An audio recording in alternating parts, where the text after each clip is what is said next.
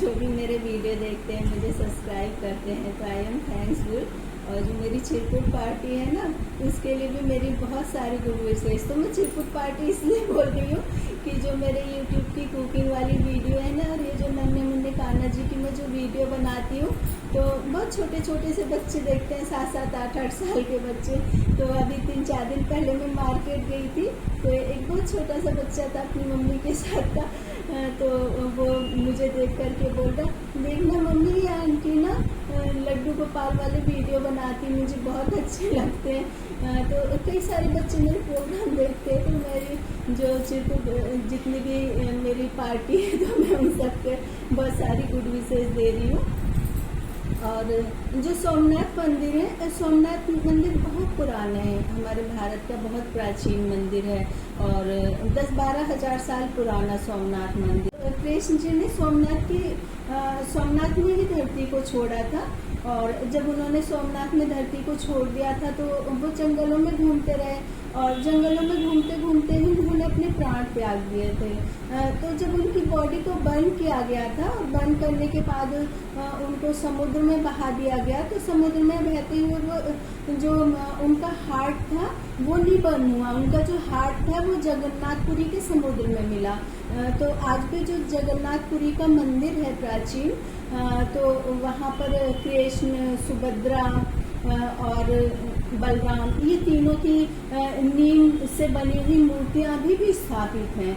तो ये जो मूर्तियाँ हैं ना, हर 7-8 साल में ये जो स्टैचू है, इनको चेंज किया जाता है। तो जो चेंज करने वाले कारीगर होते हैं, तो जो एक पावर होता है, जो शक्ति होती है, जो कृष्ण जी का हृदय होता है ना, उस हृदय को उस स्टैचू में ट्रांसफ़र करते हैं। तो हमको ये सोचना चाहिए कि जो हमारे ईश्वर हैं, उस समय से भी कितने ज़्यादा शक्तिशाली थे, कि उस समय से आज तक भी जो उनका हृदय है वह धड़कता रहता है। नया सब्जेक्ट चर्चा का बहुत ज़्यादा विषय बना हुआ है।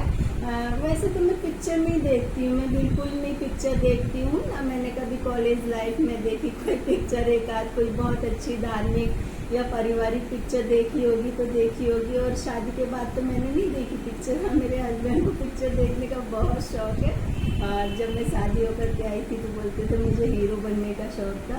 तो मैंने कहा बन जाते, यदि इतना ही शौक था ट्राई करके देख लेते, लेकिन हीरो तो नहीं बन पाते, अब विलन जरूर बन जाते।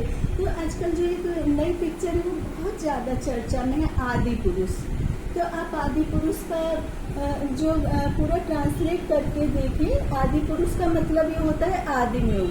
और जो आदिम युग था, तो उस समय तो मानव सभ्यता का विकास नहीं हुआ था, क्योंकि ना ही उनका कोई बोलने चालने का तरीका था, ना उनका रहन सहन का ढंग था, ना कोई खान पान था।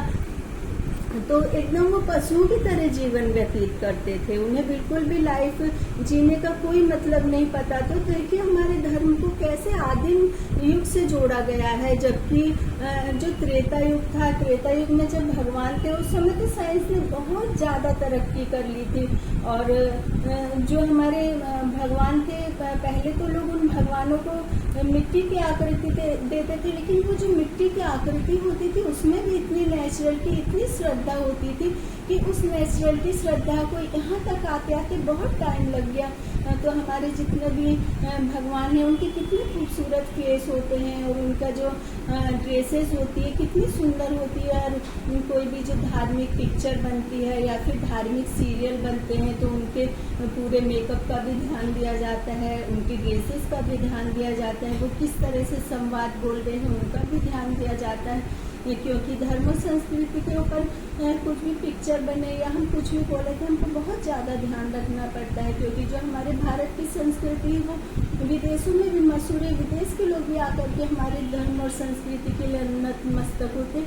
लेकिन आप देखिए ये जो पिक्चर बनी है, इस पिक्चर का सबसे पहले तो नाम ही इतना बेकार कर दिया, और जो पात्र हैं उनके चेहरे को इतना विकृत कर दिया, जैसे कि ये हमारे धर्म को किसी तरह से बिगाड़ने का या फिर किसी तरह से उसका मजाक उड़ाया जा रहा है। और उसमें जो डायलॉग है, डायलॉग भी इतनी अजीब टाइप से बोले हैं कि जो एकदम जनरल लैंग्वेज में इंसान इस तरह के डायलॉग बोले तो उसे जो है मैनर्सलेस कहा जाता है। और इस पिक्चर में तो डायलॉग भी इतने खराब बोले हैं, जिनके हम चरण स्पर्श करते हैं उनके लिए इस तरह के खराब डायलॉग बोले। तो मैं ये सोचती हूँ कि यदि आप कोई पिक्चर बनाते हैं, स्क्रिप्ट राइटर हैं, तो पिक्चर बनाने से पहले सोच लेते आप कि इसमें आपने तो सारी पिक्चर में धार्मिक भावना को आहत किया है। और मैंने न्यूज़ चैनल में देखा था कि न्यूज़ चैनल में इंटरव्यू लिया जा रहा था कि जो भी पिक्चर देख करके बाहर निकल रहे थे, तो मैंने देखा कि ऐसी पहली पिक्चर है कि जिसमें कि सभी धर्मों के लोगों ने विरोध किया है। जो भी पिक्चर देख करके निकल करके आ रहे थे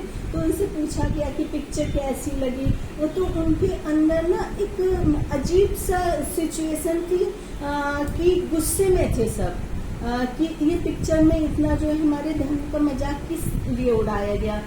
तो मुझे ऐसा लग रहा है कि ये पहली पिक्चर है कि जिसमें धर्म का इस तरह से मजाक उड़ाया गया है। कई और भी पिक्चर ऐसी, लेकिन इसमें तो सीधा ही टाइटल का नाम ही इस तरह से रखा गया है कि जिसमें कि हमारे धर्म का मजाक उड़ाया गया है।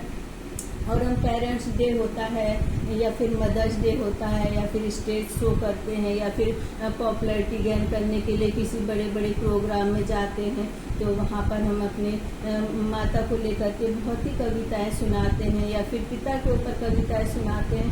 तो आप ये सोच लीजिए कि ये रामचंद्र जी भी हमारे माता की तरह हैं और पिता सीता हमारी माता की तरह, तो रामचंद्र जी हमारे पिता की तरह। और जब हम अपने माता पिता की पूजा करते हैं तो हम इनकी पूजा क्यों नहीं कर सकते? इनके लिए इतने अपशब्द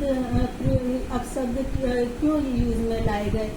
तो इस तरह से पिक्चर बनाने से पहले बहुत सोच समझ लेना चाहिए कि समाज पर इसका क्या असर पड़ेगा। क्योंकि चाहे हम जितना भी आगे बढ़ जाए, हमारी धार्मिक भावना को जब भी कभी आघात पहुंचाया जाएगा तो समाज के लोगों को तो बोलना संविधान की तरफ से हक दिया गया है कि जो हमारे धर्म को आहत करेगा, चाहे वो किसी भी कास्ट का, चाहे वो उसी धर्म के अंदर ही रह करके धर्म को आहत कर रहा है, तो भी उसे सजा का प्रावधान है। और आप देखिए जो भी रामायण होती है, बहुत पुराने समय से जो रामलीलाएं होती हैं, तो छोटे छोटे गांवों में रामलीलाएं होती है, बड़े बड़े शहरों में रामलीलाएं होती हैं। तो आप देखिए वो पात्र जो होते हैं वे अपने जो पात्र अपने किरदार को किस तरह से निभाते हैं, वो किरदार को निभाते उस तरह से उस किरदार के अंदर आ जाते हैं कि उस किरदार से निकलने में उन्हें काफ़ी समय लग जाता है। और जब वो उस किरदार को निभाते हैं तो एकदम वैसे के वैसा उनका खान पान, रहन सहन, भावना, सोच, ये सब एकदम वैसी ही आ जाती हैं। और आप एक देखिए कि मध्य प्रदेश में एक प्रजापति भाई हैं, तो वो काफ़ी समय से दुर्गा जी की मूर्ति बना रहे हैं। तो अभी 1 या 2 साल पहले जो उन्होंने दुर्गा जी की मूर्ति बनाई, तो दुर्गा जी की मूर्ति को उन्होंने ऐसा अनुपम और जीवित रूप दे दिया कि उस मूर्ति को देखने के लिए विदेश से लोग आ रहे हैं और उस मूर्ति को देख करके इतनी श्रद्धा आ जाती है और ऐसा लगता है जैसे कि ये जो मूर्ति है इनमें सारे देवी माँ के इमोशंस आ गए। जैसे अभी ये कुछ बोलना भी चाह रही है, कुछ देखना भी चाह रही है, हमें आशीर्वाद भी देना चाह रही है। और जितना भी उनके अंदर इमोशंस है, वो जो प्रजापति भाई हैं वो शायद निरक्षर होंगे या थोड़े बहुत पढ़े लिखे होंगे, लेकिन उन्होंने कितना बखूबी से उनके अंदर के उन इमोशंस को उस मूर्ति के अंदर जागृत किया है कि जो हमारे पढ़े लिखे लोगों के ऊपर बहुत बड़ा चैलेंज है। ना उनके पास कोई ऐसे पैसे हैं, ना उनके पास ऐसी कोई सुविधाएं थी, और जो उनकी मूर्तियां देखने के लिए भी जाते हैं वो भी बहुत मुश्किल से वहां तक जा पाते हैं, क्योंकि जो वो भाई हैं वो बहुत ही ज़्यादा गरीब स्थिति में भी है और जहाँ पर है वो बहुत ज़्यादा गांव है, वहाँ पर तो जाने के लिए पक्की सड़कों से निकल करके ही जाना पड़ता है। लेकिन आप उनकी श्रद्धा देखिए कि उन्होंने ना तो कोई पैसों का लालच किया, ना कोई पॉपुलैरिटी का लालच किया, सिर्फ जो हमारी देवी माँ है ये सोच करके उनको बनाया कि कितनी सुंदर लगे और कितना सबको इनके प्रति श्रद्धा आ सके। तो मैं ये कहना चाहती हूँ कि जब पिक्चर बना रहे थे, पिक्चर की स्टोरी लिखी या फिर जो मेकअप आर्टिस्ट होते हैं, तो उन्हें कम से कम ये सोचना चाहिए था कि जिस तरह से हमारे रामायण की बात है वो तो अपने आप में इतनी खूबसूरत है, उनका मेकअप इतना अच्छा होता है, उनकी ज्वेलरी इतनी अच्छी होती है, उनकी ड्रेसेस इतनी अच्छी होती है, बस आप उसको थोड़ा सा रिच लुक दे सकते थे, उसको थोड़ा सा उभा सकते थे, चेंज कर सकते थे, लेकिन आपने तो उसको एकदम ऐसा कर दिया कि कुछ पात्र तो उसमें ऐसे लग रहे हैं जैसे कि वो बाउंसर्स हैं, वो कहीं से भी लग ही नहीं रहे कि हमारे रामायण के पात्र हैं। तो इस तरह से इतनी बड़ी पिक्चर बनाते हैं। आपको पता है कि पूरा देश के विदेश के लोग भी हमारे यहाँ की इंडिया की जो फिल्में हैं, सीरियल हैं, सभी पसंद करते हैं, हमारे आचार व्यवहार हम लोगों को पसंद करते हैं। तो आप इस तरह से ऐसी पिक्चर बना करके तो हमारे देश की भावनाओं का जो है मजाक उड़ाते हैं। त्रेता युग में जो हमारे भारत का साइंस था वो बहुत ज़्यादा आगे था। जो रावण पुष्पक विमान जो यूज़ करते थे, तो वो जो पुष्पक विमान था वो एक काल्पनिक नहीं था, वह जीता जागता पुष्पक विमान था। ना तो उसके लिए ईंधन की ज़रूरत होती थी और ना उसके लिए पंखों की ज़रूरत होती थी, तो वो वैसे ही उड़ता था, क्योंकि उस समय की जो साइंस बहुत आगे थी, बहुत टेक्नोलॉजी अच्छी थी। और आज भी देखिए जो पक्षी होते हैं, छोटे पक्षी से लेके कई तो पक्षी बहुत ज़्यादा हैवी होते हैं और वो फिर भी आकाश में उड़ते, बहुत तेज उड़ते, क्योंकि उन्हें वो सांस रोकने की और किस तरह से उड़ना, वो सारी टेक्नोलॉजी उन्हें पता होती है। तो उस समय की जो साइंस बहुत ज़्यादा आगे थी। और जिस तरह से हम रामायण में देखते हैं कि बादल हो जाते थे, युद्ध के समय अंधेरा हो जाता था, या फिर पहाड़ों से पानी निकाल देते थे, और या फिर हवा में चलते थे, उड़ते थे। तो ये जो जितनी भी टेक्नोलॉजी थी ये कोई भी काल्पनिक नहीं थी, ये जो सारी टेक्नोलॉजी थी ये सब रियल की थी। और जो हमारा भारत है, जो त्रेता युग में जितनी उसने तरक्की कर ली थी, उस तरक्की तक आते आते अभी तक भी हम शून्य हैं, अभी भी हम उतनी तरक्की नहीं कर पाए हैं, क्योंकि जितनी भी जड़ी बूटियाँ होती थी, जितने भी योगा थे और जितनी भी दवाइयाँ थी आयुर्वेद की, वो उसी समय की ही हैं। और जो पहले के त्रेता युग के जो भगवान जी थे, उनकी हाइट भी 12-12, 15-15 फीट होती थी, और उनका जो जीवन होता था वो भी कितने साल तक होता था कि हमें उसका नहीं पता।